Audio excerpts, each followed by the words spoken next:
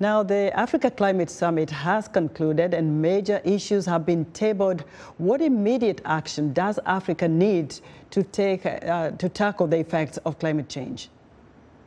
Thank you so much for that question. And I would like to mention 5 things that were raised, of which are of major concern, which were raised at the Africa Climate Summit. The first one is on global emission reduction.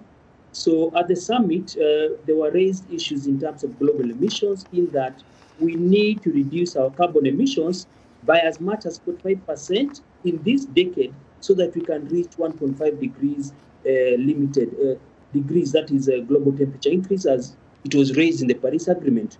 Also, they called for the climate finance, whereby they were raising the issues of we need to see commitment within the green climate finance, whereby $100 billion pledge, which was put forth 14 years ago, which has not been coming into fruition. The other one is the issue of phasing out coal and fossil fuel. And this is something that we are calling for, so as we can be able to curtail the rising global surface temperatures. And last but not least was the issue of climate positive investments. We are hoping to see Africa getting climate positive investments, which can be able to catalyze the green growth and inclusive economies. So, Jackson, as a climate scientist, what would be your #1 proposal to the leaders of Kenya to tackle the climate damage that has already taken place in the East African country? Thank you so much. And one of the main issues that were raised, and maybe before I come into what I would like to propose, is that the summit called for at least 5 drastic measures to curtail the issues of climate change. The first one being the issue of loss and damage. We are hoping to see the operationalization of loss and damage kitty, which was raised in COP27, to come into effect. Also, we saw one of the recommendations proposals into the carbon taxation, whereby the African Summit and the leaders are calling for a price tag to be put on fossil fuel emissions, so that it can be able to disincentivize the use and promote the switch to green renewable energy. And last but not least, also, they were calling for the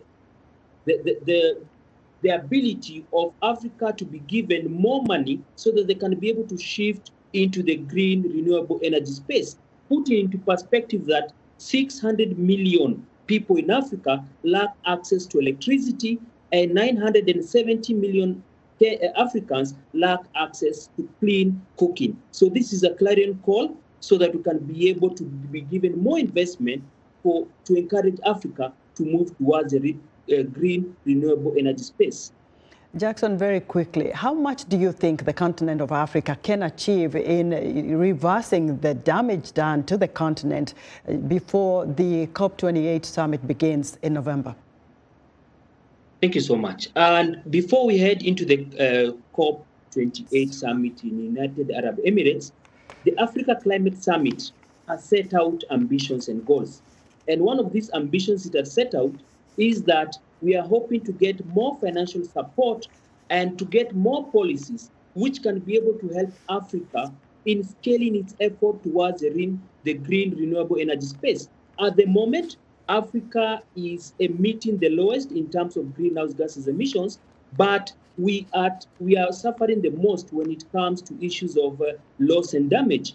So in reality, what we're hoping for is COP28 will move from promises, will move from having all these boardroom meetings, and actually having real-time adaptation and real-time actions being set out. People in Africa are dying, animals are dying, people are dying due to hunger, and so many other things.